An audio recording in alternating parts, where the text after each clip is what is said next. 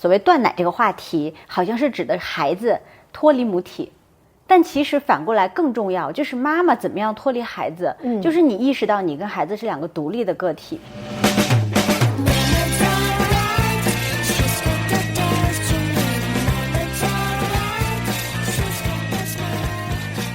大家好，我们是海豹电台，我是天怡，我是依兰。今天我们要聊一个妈妈们都很感兴趣的话题，就是断奶。我觉得这个对于做妈妈的人来说，是我们面对的第一个挑战，也是我们一个特别重大的课题。而最近我对这个课题呢有了一些新的感悟，我就特别想跟大家分享。断奶这个事儿，大家首先想到肯定是分两层，一层是生理上的，一层是心理上的，是吧？咱先说这生理上的。好，我是母乳喂养，我也是母乳喂养，依然也是母乳喂养。然后我的孩子是1岁半的时候断的奶，你呢？你的孩子是一个特别标准的时间段。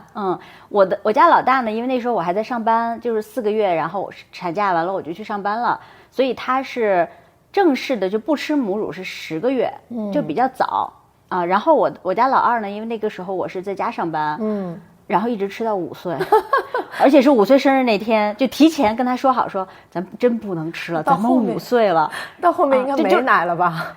就是奶睡嘛，其实就是他要叼着奶睡，这个瘾，就是瘾。但是确实就5岁生日那天，我们才最后决定，就是说，好，你跟妈妈，我们俩终于可以真正的分离了。是，就我发现断奶这个事儿吧，是一个个性化很强的事儿。所以呢，我为什么想聊这个，不是说想要推广这个断奶的经验，我觉得心理的这种断奶更漫长。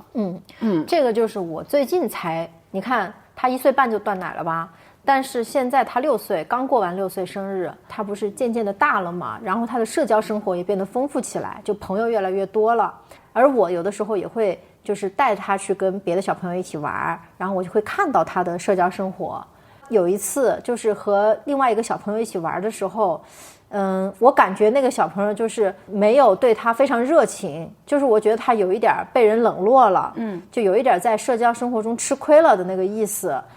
我当时就很心痛，我就觉得，哎呦，你看我女儿这么热情的去邀请他，然后人家不理他，我看了就很不舒服。一开始一定是想说，我怎么能让我女儿，比如说不受欺负，或者更受欢迎，或者是我恨不得就跟对方孩子说，你看人家这么邀请你，你是不是也跟他玩一下呀？有，就恨不得我站出来就教训一下，帮他社交。对，就是教育一下对方那个小孩，说你看人家对你这么热情，你是不是也应该珍惜这个好朋友？就都有这种心情。一开始就是一门心思在研究这个社交技巧，然后呢，甚至都想说，哎，是不是因为我就是不太爱社交，影响到了他？对，会，妈妈马上就会放在自己身上，是不是我没教好，或者是不是我社恐，我的孩子也社恐，妈妈指责自己。对。然后我们怎么帮助孩子？怎么帮助孩子？我们怎么去干涉他的社交生活？但是我就觉得这样不对，我当时心里有一个直觉告诉我这样不对，因为我的情绪太强烈了。我就觉得这个是他的事儿，他的社交生活，他跟朋友之间的交往，为什么在我身上落下这个印子这么深呢？就孩子都没有情绪了，但是你还在情绪里，而且很久。我才感觉到原来我一直没有完成心理上断奶，而这个断奶是我这一方的，而不是说孩子那一方。你说的这个点特别好，因为很多人觉得说所谓断奶这个话题，好像是指的孩子脱离母体，但其实反过来更重要，就是妈妈怎么样脱离孩子，就是你意识到你跟孩子是两个独立的个体。我当时就觉得我过分代入，这个过分代入也就是课题混淆。也就是说，我把他的经历当成了我自己的经历，并且我以我的性格、我的为人处事的特点和我的情感的那种敏感度，去揣度代替他的感觉。所以当他已经都没事儿了，早忘了，然后甚至还问我说我们今天什么时候去找他玩的时候，我还在介意这个事儿，然后并且我还对他说我们今天不去找他，我们要等着他来找我们。那你小时候有没有类似的经历呢？就是比如说你觉得你小时候有没有讨好别人，或者是被冷落就觉得很受伤？有，我小时候就属于那种心高气傲的那种小孩，就是别人对我使一点眼色，我就立刻不跟他玩了。难受啊！对，就很难，玻璃心，就是那种。但我当时突然就意识到，他跟我根本不是一种人呀，他是他，我是我呀。就我为什么带入的这么深？我就发现，原来我一直没有跟他完成这个切割的工作。就我一直把这个小孩放在我的身体里面。哎呀，这个比喻特别好。所以呢，因为我是大人，我是妈妈，我是强者，在我们俩的这个关系中，目前来说，所以我就很轻易的能完成我的情感包裹他的情感这样一个动作。对。所以其实我并没有真的去感受说他是什么感觉，我就是沉浸在我自己的感觉里。我们就会有两种倾向嘛，一种是你去缩小他的问题，就这个事儿对他来说很重要。比如说我饭前就想吃个零食，可能对他来说是个大事儿，但是你就把它变成小事儿，你觉得这有什么可说的？然后有些事儿对他来说是小事儿，比如说我社交上受到一些挫折，但是对你来说是大事儿，有可能你有曾经的经历，有可能你代入感太强了，就是你会发现说我们能不能真正去正视一个孩子，他就首先事实发生了什么，其次他的情绪怎样，第三他需不需要你帮助？说的这3点其实是要去理清楚的。特别对，特别对。我们为什么会把孩子的大事看成小事，而把孩子的小事又把它化大，就是因为我们用我们的感觉包裹了他们的感觉，代替他感受，代替他做决定。对，这个我觉得就是没断奶的一个表现。就是你没有把他从你的房间里请出去，把那个门关上，让他在自己的房间里能够继续营造和培养他自己的灵魂的小世界。对，这步没做。在登登小的时候，其实我有一个很强烈的感觉，就是他是从我的身体里分化出来的另一个我啊，一个小的我。然后他带给了我一个很重要的东西是什么？就是在此之前，其实我不会为自己提要求，我不会说理直气壮我要这个我要那个。但是有了他以后，我就会非常理直气壮的要求全家在他睡觉的时候不许说话，因为他要睡觉了。等于说我其实有点像借由他完成了你小时候想特别任性或者提要求的部分，有点，然后我就把这一块释放出来了，这感觉很好。我觉得这个是个很隐蔽的，也是我的一个发现，就是很多妈妈她在当了妈妈之后，她会变得比以前要就是强势的多。我们说为母则刚，这个刚是从哪里来的？它实际上就是因为这个孩子他的需求是太理直气壮了，所以他借由这个孩子，他可以释放出自己的这一面需求。但是因为这种感觉很好，所以到后面就要你就会有点上瘾，然后你就会借由他更加释放你的一些需求。对，但是而且有时候其实不是你的真需求，没错，只是你希望享受那种我的需求有人呼应的快感。对，而且就是你提需求的时候，你不需要任何的借口，任何的原因。对。那为了孩子，就这4个字，你就能够压倒大部分人。但是随着孩子渐渐长大，孩子诞生了他的需求，他是一个独立的人。从 Terrible 2之后，其实孩子已经开始知道自己是一个独立的可以做决定的人了。没错，而且他会非常渴望自己做决定，他也有提需求这个部分需要得到满足。那我们为什么会自己提不出需求，然后必须借由孩子来提出这个需求呢？就因为我们小时候可能这个部分是被某种程度上压制了。因为你知道，像我们的父母，他们有自己原生家庭问题，也有当时社会整个观念并没有那么进步，教育观念各方面，包括可能物质基础也没有那么强。对，物质的匮乏，所以会造成那个时候我们小时候可能很多情况下我们是受委屈的。对，我老公当时就是说，你看现在小孩就是说我要吃这个，我要吃那个，就是我要买这个玩具，都直接讲。他说小时候根本不敢说，是挨打，就很容易挨打。就是你的需求不但是不被看见，而且还会受惩罚。这个我们无意责怪任何一代人，因为每一代人都有自己的问题和枷锁，没办法。但是它造成的结果是很明显的，就是反正我来说吧，我就有一点不太好意思理直气壮的提要求，我老得先考虑一下这会不会给人添麻烦。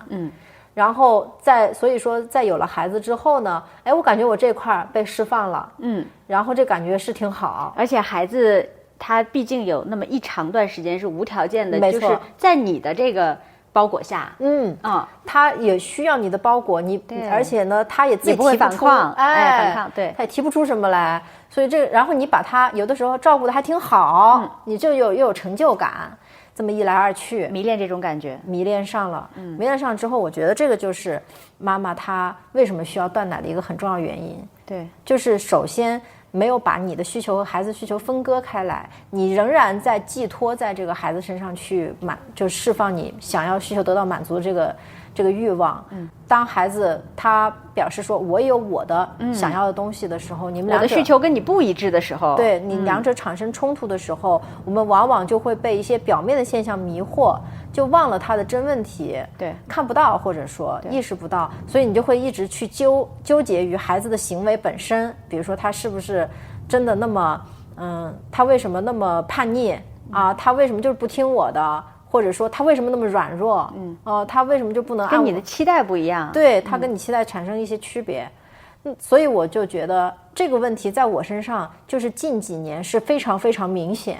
因为孩子大了，因为孩子大了。对，我觉得这一点啊，就是我觉得我妈妈做的挺好的。我至今还记得，就是那时候可能结婚没多久吧，然后有一次我妈就说，你什么时候回我们家？然后我去你们家怎样怎样。我当时我不知道天有没有那种感觉啊。我当时我震惊了，我说那不是我家吗？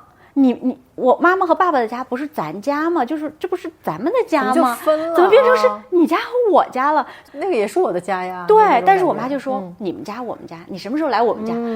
我当时有点震惊，但我后来一想，我觉得我妈这样是对的。是，但我妈妈也听这个节目，我希望你听了以后不要往心里去啊。不同的妈妈，不同的家。就是我和我妈妈就是非常非常亲密，因为我生下来以后是没有就是老一辈人帮忙带，就是什么都没有，就只有我妈妈一个人带，然后我爸爸负责在外面上班挣钱，很辛苦。对，很辛苦。但是呢，我妈也是巨蟹座，你知道跟你一样，你们俩性格会很像。我们俩性格非常相似，所以呢，这就造成我们两个人一方面非常亲密，第二方面我们两个人课题混淆的非常严重。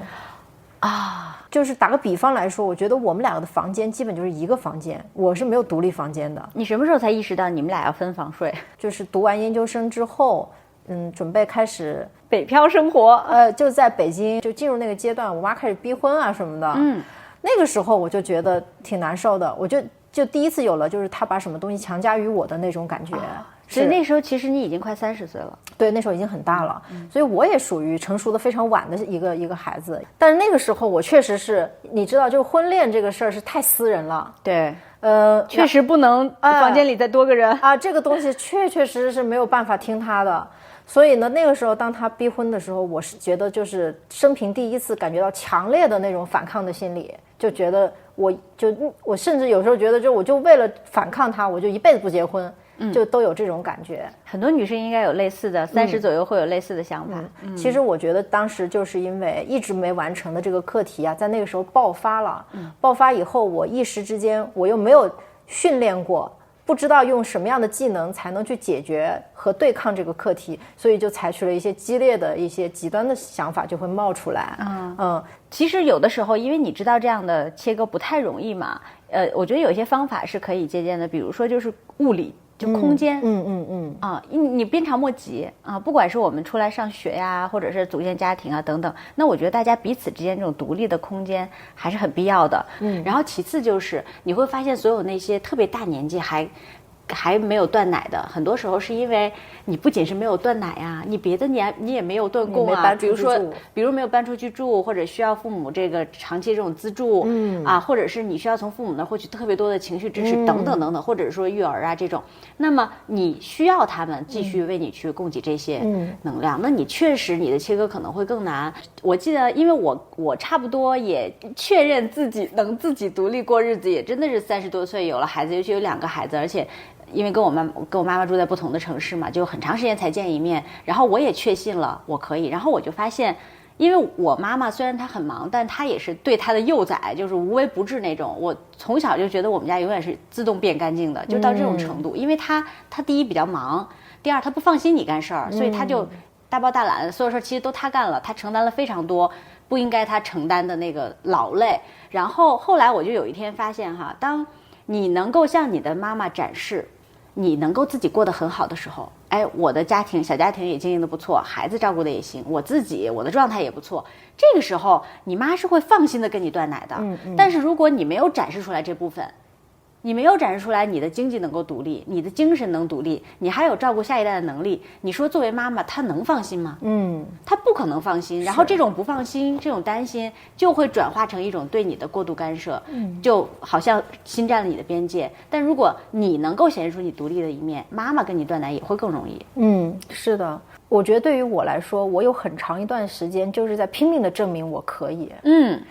也有点矫枉过正，就是什么事儿我都不想让我妈妈来帮忙，就是我可以，然后就是咬着牙也得自己弄，就是为了证明说我可以让你放心，然后就很想跟他完成这个切割，当时是这样的。所以你跟妈妈的关系里面，你是那个主动开始，要后退，要拉开这个距离，要断奶的。是的，然后我在这个方面做出了非常多的努力，然后呢，我发现，一开始的时候。当我做出这个努力的时候，我心里怀着很强烈的愧疚感。对，因为我会觉得我妈妈这么爱我，还要怎么样？我为什么还不满意啊？我还要去就把她推开，怎么这样的？但是我心里那种就是不舒服的感觉呢，又是真实的，就无可回避的，你又不能骗自己。经过了很长时间的努力，现在登登6岁了，可以说就是这6年我可能一直在努力这件事情。我现在反而就是觉得我能够和我妈妈更亲密。因为我不怕了。是的，我那个时候就是觉得，我就很想把他推开，我就想证明我自己可以把他从我的房间里赶出去那个味道，而甚至要把门锁上，不让他进来。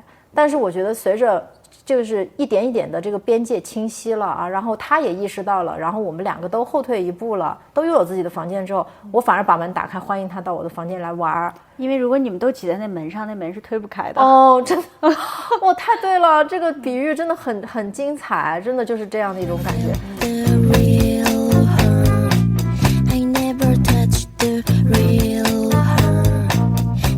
所以我为什么说就是非常积极和迫切的想去琢磨这个划分边界、这个断奶这个事儿，就是因为我觉得我和我的孩子就是要一直从小开始练习，从一开始就要意识到这个问题，要意识到，就从我们跟孩子断奶那天开始就要意识到这个问题。我觉得其实你可以称它为断奶，我们换一个更易懂的词儿，就是建立边界感。我觉得这个东西呢，你从你发现他有了自我意识之后，我觉得就要开始。没错。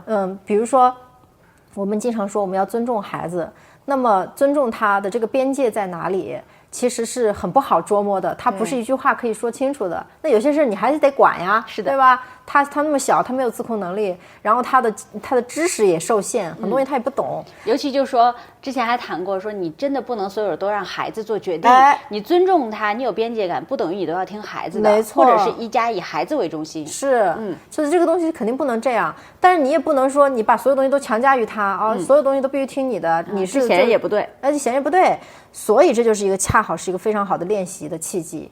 你就在一次次的碰撞中，然后一次次的这种经验总结中，慢慢的这个边界不就建立起来了吗？对，从小练习起，我觉得是最健康的。就是我们有意识，所以我刚才讲，我说就是从断奶那刻起，那个意思就是说，当你的孩子跟你脱离这种生理上的必须连接的这个关系的那一刻，你就要意识到你是你，他是他。所以你说1、2岁断奶不是很正常，然后就胎儿不吐就来了，对不对？断完奶，然后他就开始了。这科学家其实也是研究过大脑的这个科学和就是发展心理学的发展，对，生理心理其实确实是有规律的。所以我不知道，就是对于我们的听众朋友们是什么感觉？对于我来说，就是完成这个断奶，我和我妈妈之间的切割，以及我和我孩子之间的切割，对我来说就是很困难的一个事儿，因为我就会觉得好像就是那种连皮带又撕下来那种味道，你一开始会觉得很痛很痛，就很难受。我跟依兰之前就聊说我们要聊一下断奶这个话题，然后后来我就在家里想我们怎么聊这个话题，想着我就哭了起来，真的，然后我就想到我一想到我要承认他跟我不是一个人，我就真的很难过。天哪，就是我的心里面好像不愿意承认这件事儿，我就很想说他跟我就是同一体，但是你知道，就是当我真正的承认了这件事情的时候我好像就当我真正的就对自己说他跟我不是一体的，不是一个人，我好像放下了一块石头，因为当你背着一个人在你的身上，很累，你还是你是觉得非常累的。而且对于我来说，我随着我的年纪渐长，然后我的母亲也老了，然后我的孩子还小，我等于身上背2个人，所以其实你完成这个切割之后，你把他们俩都放下，你会发现其实他们俩也都自己能走。那我是不是一个很新的母亲啊？我一天到晚就想的是，你们赶紧长大，赶紧独立，赶紧放了我吧。你知道我之前也觉得我是这样的因为我一直很渴望有自己的时间，有自己的空间，包括那个时候送他去幼儿园，他爸爸都哭了，我都没哭，我都觉得说赶紧吧，再见，我终于可以就是踏踏实实的翻译我的书了。但是我发现这些都是表象，我的方式就是我会带入他的情感，就是他受点委屈。你能10倍，我绝对10倍。然后其实对我妈也是一样。我妈受委屈，我就是难受。你也10倍。但是你知道这个好辛苦。这个很奇怪的事情就是就是我的女儿受委屈的时候，我感受的那个10倍呢，是她的那种委屈乘以10倍。但我妈受委屈的时候，我感受的有一种生气。就是我会觉得说你不应该让人这样欺负。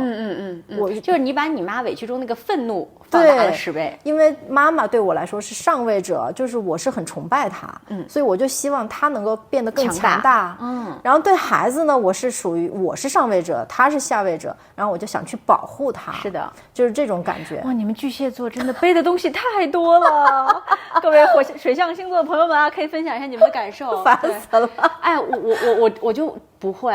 不过呢，我倒是有一个小的经验啊，就是也不叫经验，就我现在回头想，就是即使我们看到了这个问题，即使你知道这个课题要分离，边界要画，但是它不是一蹴而就的，它也不是线性的。就我们家小孩真的是进2步退一步，就是大家可能都不敢想象，就是我们家的老2吃到5岁，吃奶吃到5岁，这都不算什么。我们家老大是一个非常就正常发展的一个小朋友，然后甚至他可能经常心智会超过同龄人，但是他有1年就根本没上幼儿园。就是从3岁半4岁到5岁就没上幼儿园。为什么呢？因为家里多了个妹妹。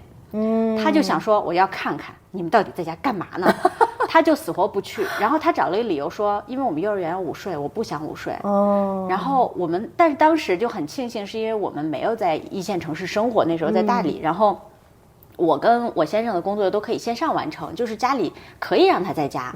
然后我们后来就没有一定要把它塞进去，就让他回来在家待1年。我觉得那1年其实对我们一家来说都特别好，因为你觉得你大了，你3岁了，你要上幼儿园，你要过集体生活，你把孩子推出去，但实际上可能家中还有很多很多课题没有完成，我们每个人都没有准备好。然后我到了，因为那时候第一个孩子嘛，你会花的时间精力比较多，我甚至还写那个在家上学的日记，然后会记录他每天学了什么呀，干了什么，还有他的感受，我们的感受怎么样。后来我就逐渐发现说，我才刚刚开始认识这个小孩，他是一个新的人呢。后来我们慢慢的，其实等我儿子再回去上幼儿园的时候，他非常适应得很好，没有再出现任何反复，而且包括接受家里有妹妹这个事情也完全没问题。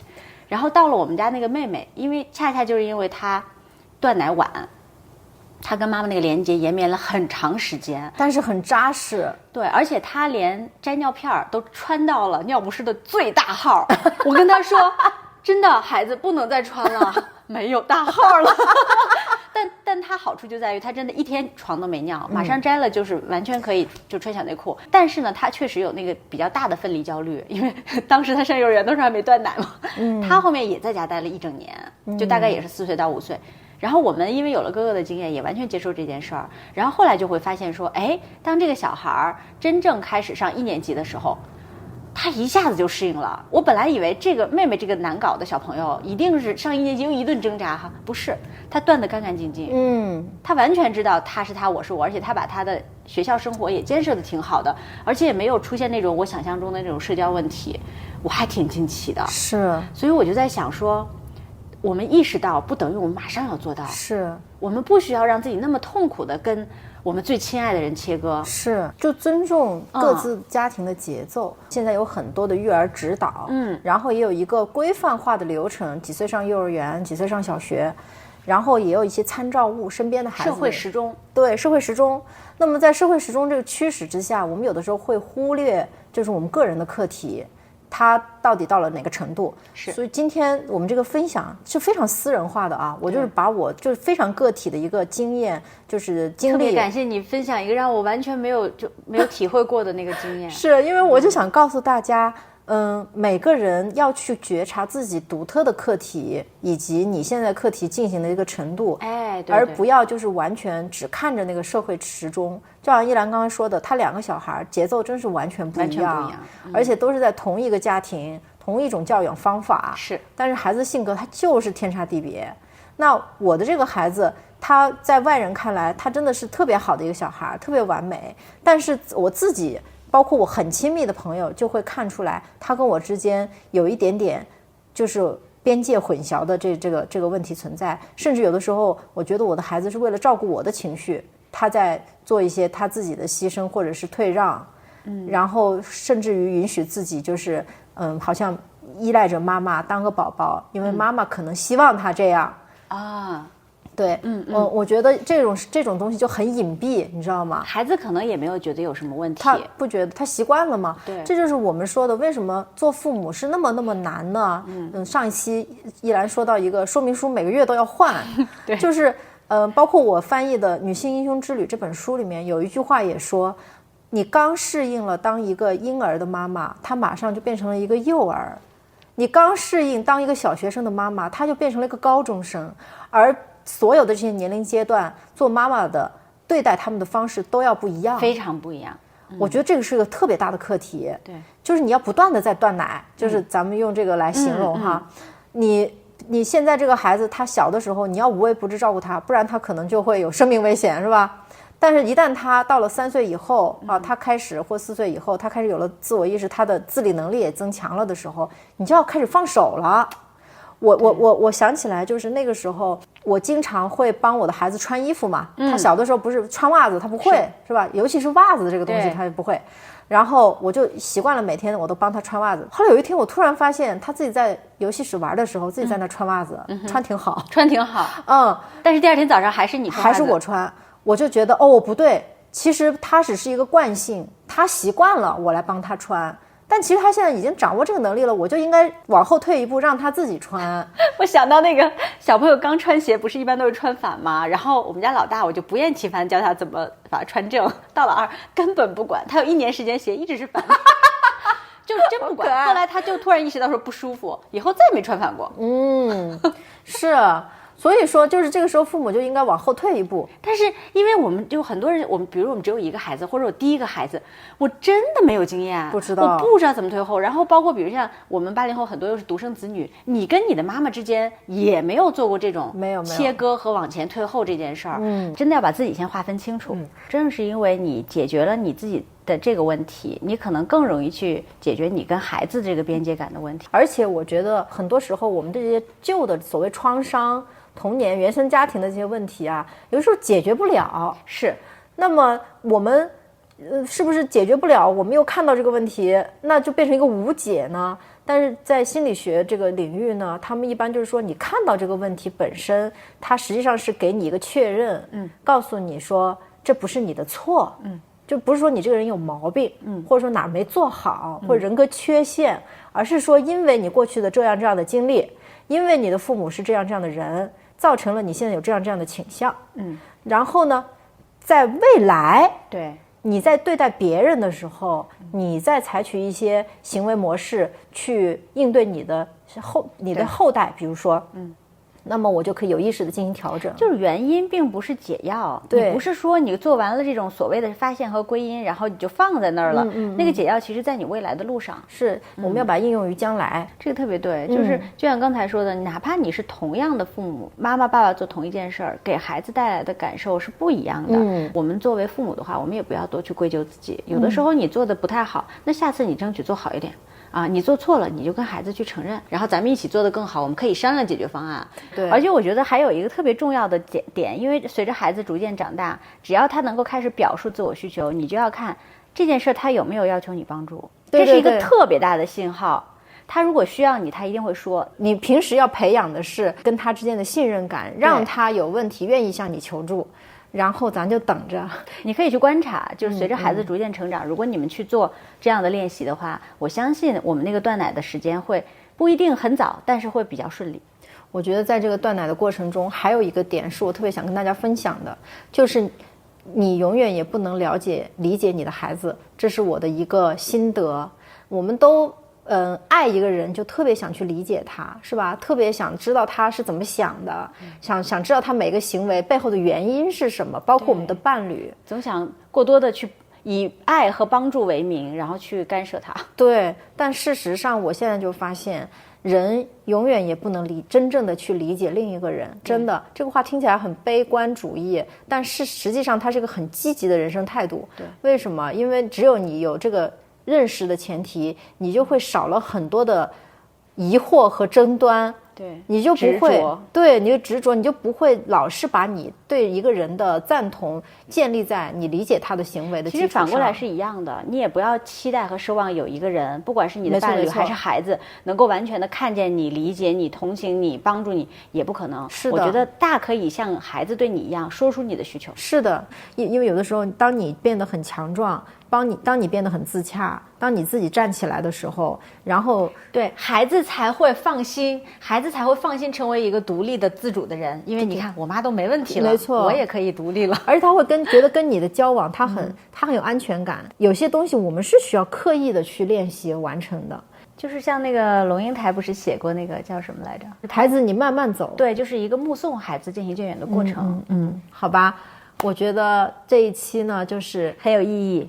非常希望大家能够在评论区说出你们的感受。好，就到这里，拜拜，拜拜。